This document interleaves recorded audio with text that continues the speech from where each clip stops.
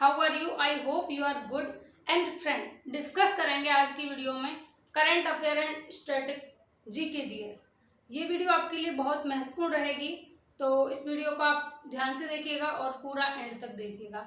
इस वीडियो में मैंने लगभग 16 क्वेश्चन लिए हैं जो बहुत हेल्पफुल रहेंगे आपके लिए। हर एक एग्जाम के लिए इम्पोर्टेंट हैं।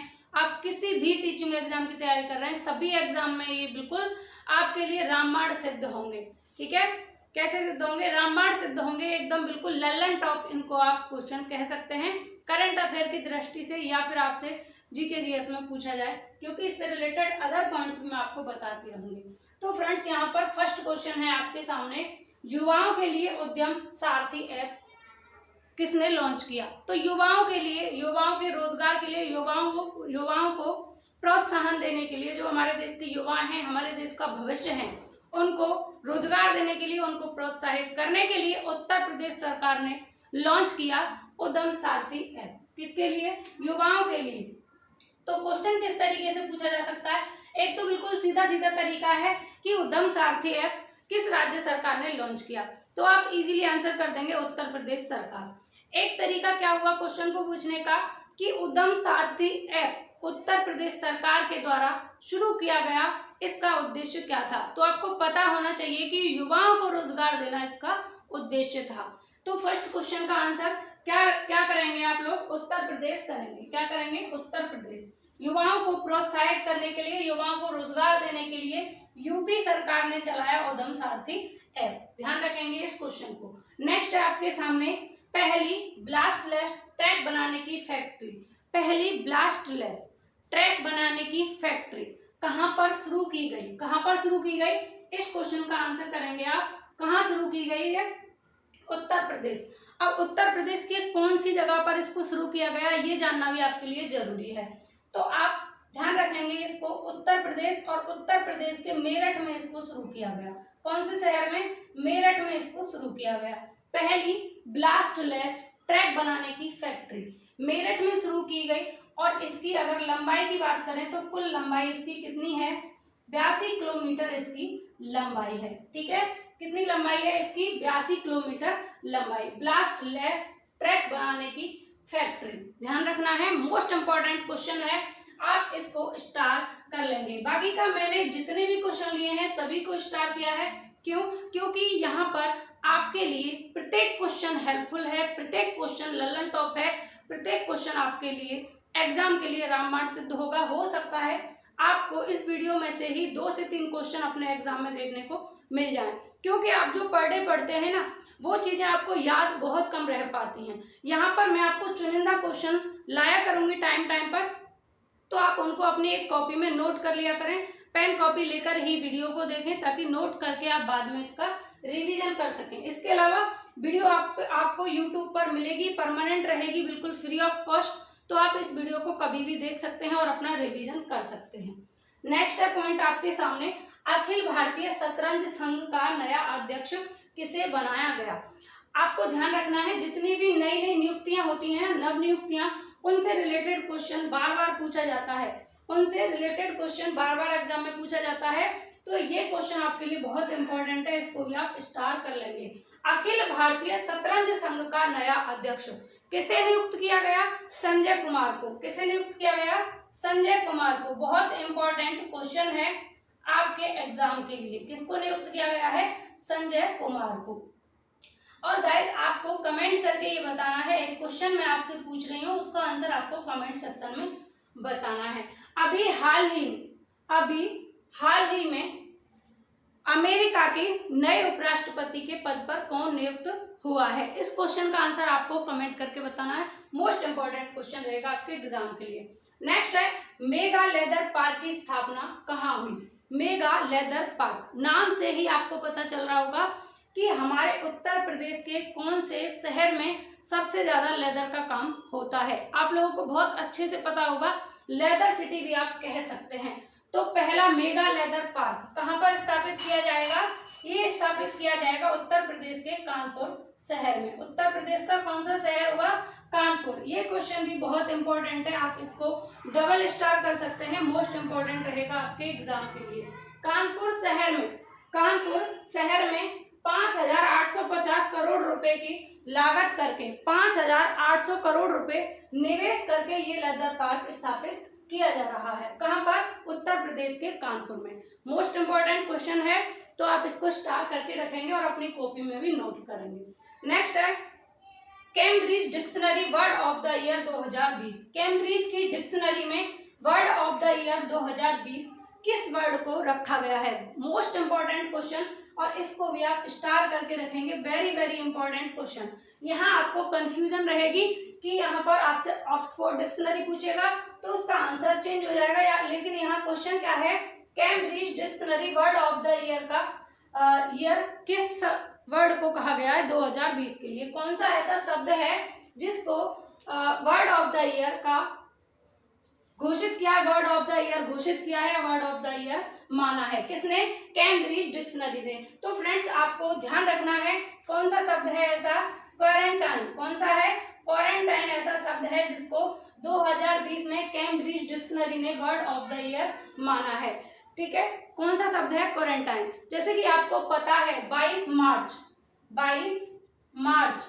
2020 से हमारे देश में जनता कर्फ्यू लगा था। 22 मार्च 2020 को जनता कर्फ्यू लगा था और उसके बाद में ही हमारे देश में लॉकडाउन शुरू हो गया। उसके दौरान ये क्वारंटाइन शब्द जो है ज्यादा से ज्यादा संख्या में लोगों के द्वारा सर्च किया गया और इस वजह से कैम्ब्रिज डिक्शनरी ने वर्ड ऑफ द ईयर 2020 के शब्द को माना है क्वारंटाइन शब्द को माना है। अगला क्वेश्चन है आपके सामने, उत्तर प्रदेश सरकार ने जबरन धर्म परिवर्तन पर सजा का प्रावधान कितना रखा है? उत्तर प्रदेश सरकार ने एक प्रावधान बनाया, एक नियम लागू किया कि अगर किसी व्यक्ति से आप गैर कानूनी तरीके से धर्म परिवर्तन कराते हैं तो उसके लिए आपको सजा दी जाएगी। जबरन धर्म परिवर्तन पर बिल्कुल पूरी तरह प्रतिबंध लगा दिया। किस सरकार ने? उत्तर प्रदेश सरकार ने। स्टार करेंगे इस क्वेश्चन को, डबल स्टार कर लेंगे। उत्तर प्रदेश सरकार ने जबरन धर्म परिवर्तन पर कितने साल की सजा का प्रावधान रखा? तो फ्रेंड्स इसका आंसर लिख लीजिए 10 साल। कितना? 10 साल का प्रावधान रखा है। अगर आप किसी व्यक्ति से जबरन धर्म परिवर्तन कराते हैं तो इसके लिए 10 साल का आपके लिए सजा का प्रावधान है। ठीक है, 10 साल की सजा हो सकती है। ध्यान रखना, किसी से भी जबरदस्ती धर्म परिवर्तन नहीं कराया जाएगा। अपनी इच्छा से, स्वेच्छा से कोई करना चाहता है वो एक अलग बात है, लेकिन जबरदस्ती आप किसी से नहीं करा सकते। और ये वीडियो आपके लिए, अगर आप जूनियर सुपर डेट की तैयारी कर रहे हैं तो आपके लिए ये वीडियो बिल्कुल ऐसे समझिए कि अमृत है, आप इसको घोलकर पी जाइए। ये जितने भी क्वेश्चन हैं यहाँ से 2 से 3 क्वेश्चन आपको देखने को मिलेंगे। ऐसा मैं इसलिए कह रही हूँ क्योंकि 2020 में जो मोस्ट इंपॉर्टेंट चीजें हैं उनको मैं यहाँ पर लेकर आई हूँ। तो आपके एग्जाम के लिए ये रामबाण सिद्ध होंगी। इनको आप नोट्स करते चले जाइए, नोट करिए अपनी कॉपी में। अगला क्वेश्चन है, पुलिस स्टेशन में महिला हेल्प डेस्क खोलने का निर्णय। पुलिस स्टेशन में महिला हेल्प डेस्क खोलने का निर्णय किसने लिया? उत्तर प्रदेश सरकार ने। उत्तर प्रदेश राज्य सरकार ने पुलिस स्टेशनों में महिला हेल्प डेस्क खोलने का निर्णय लिया। इस क्वेश्चन को भी आप स्टार करेंगे, ये बहुत इंपॉर्टेंट है आपके एग्जाम के लिए। ध्यान रखेंगे, बहुत ज्यादा इंपॉर्टेंट है। महिलाओं की हेल्प के लिए महिला हेल्प डेस्क खोलने का निर्णय किसने किया? यूपी राज्य सरकार ने, उत्तर प्रदेश राज्य सरकार ने। नेक्स्ट है अगला क्वेश्चन, पहली एशियाई ऑनलाइन शूटिंग चैंपियनशिप में शीर्ष पर कौन रहा? पहली एशियाई ऑनलाइन शूटिंग चैंपियनशिप हुई। अब फ्रेंड्स ये क्यों इंपॉर्टेंट है कि अब तक की जितनी भी एशियाई चैंपियनशिप हुई है वो सारी ऑफलाइन हुई, लेकिन इस बार कोरोना के चलते हुआ क्या है, पहली एशियाई ऑनलाइन शूटिंग चैंपियनशिप यानी कि ऑनलाइन होने वाली पहली शूटिंग है। कैसी है? पहली शूटिंग चैंपियनशिप है। तो इसमें शीर्ष पर कौन सा राज्य रहा है? स्टार करेंगे, पहले इस क्वेश्चन को स्टार करेंगे, आपके एग्जाम के लिए बहुत इंपॉर्टेंट है। पहली एशियाई ऑनलाइन शूटिंग चैंपियनशिप में शीर्ष पर रहा है उत्तर प्रदेश। कौन? उत्तर प्रदेश। यहाँ पर कई क्वेश्चंस के आंसर उत्तर प्रदेश आपको देखने को मिलेंगे क्योंकि ये जूनियर एडेड जो भर्तियां हैं, अभी जो पेपर टला है 18 अप्रैल वाला, वो पेपर बहुत जल्द या तो 2 मई को या 8 मई को, इसके बीच में 2 से 8 मई के बीच में आपका एग्जाम होगा। तो आपको कमर कस लेनी है, बिल्कुल भी रेस्ट नहीं करना, बिल्कुल भी ऐसे नहीं करना कि विराम अवस्था में आ जाए, भाई हमारा पेपर टल गया, मजे हो गए, बल्ले बल्ले हो गए। ठीक है, तो कुछ लोग तो आराम से बिल्कुल घोड़े बेचकर सोने की प्लानिंग कर रहे होंगे कि पेपर टल गया, उनको लग रहा है कि पेपर टल गया, अब पता नहीं कब होगा। लेकिन ध्यान रहे ये पेपर ज़्यादा समय के लिए नहीं टला है, ये पेपर बहुत जल्दी होगा।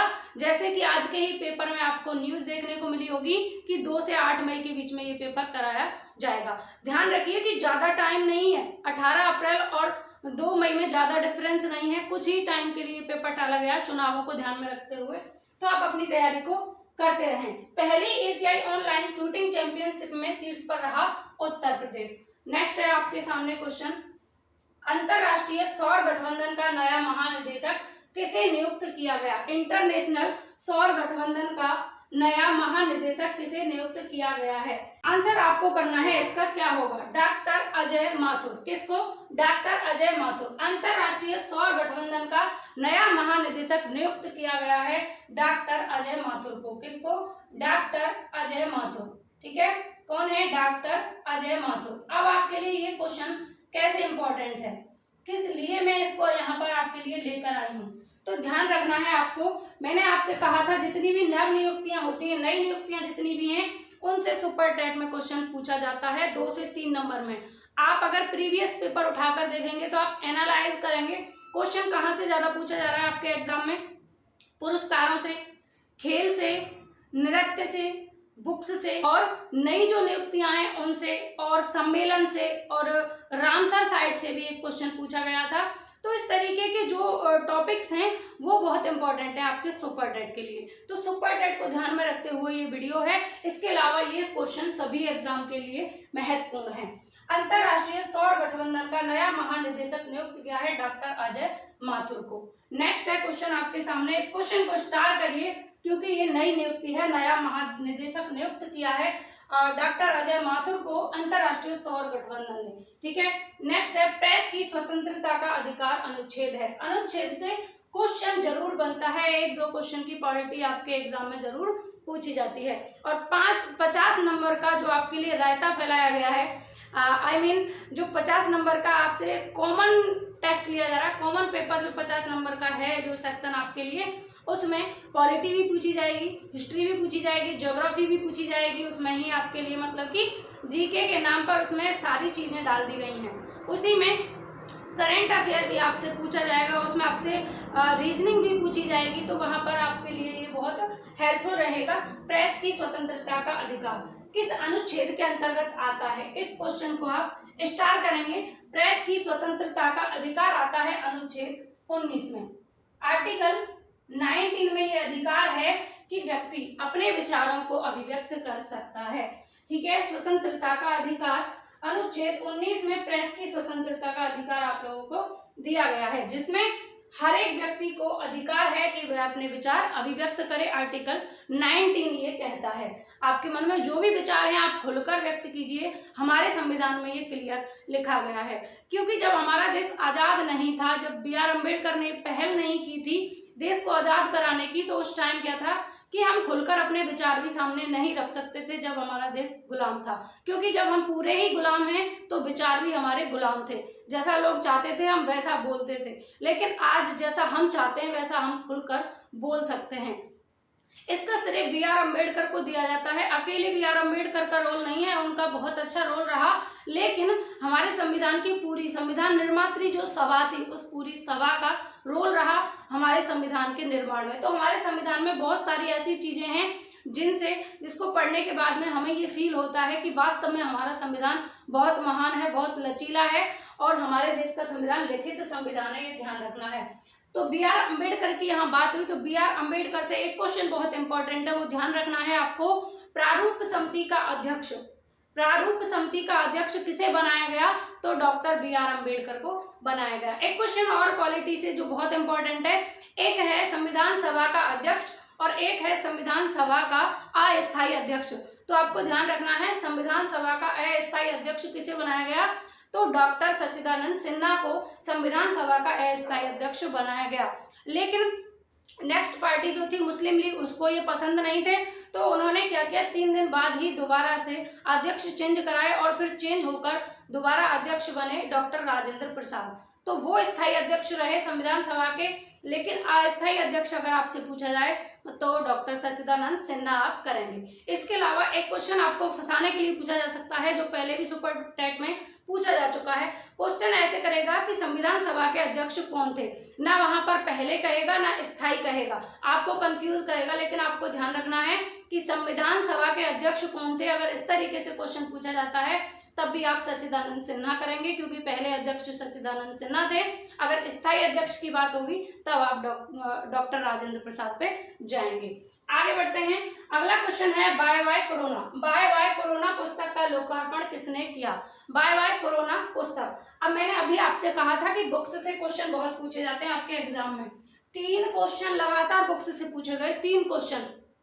और पुरस्कारों की तो बात ही मत करो, पुरस्कार से कम 6 से 7 नंबर का आपके एग्जाम में पूछा जा रहा है। तो बुक्स से क्वेश्चन पूछे गए 3, इसलिए बाय बाय कोरोना ये पुस्तक आपके लिए बहुत इंपॉर्टेंट है, बहुत ज्यादा इंपॉर्टेंट है। तो आप इसको डबल स्टार करिए। बाय बाय कोरोना पुस्तक का लोकार्पण किया है आनंदीबेन पटेल ने। किसने किया है?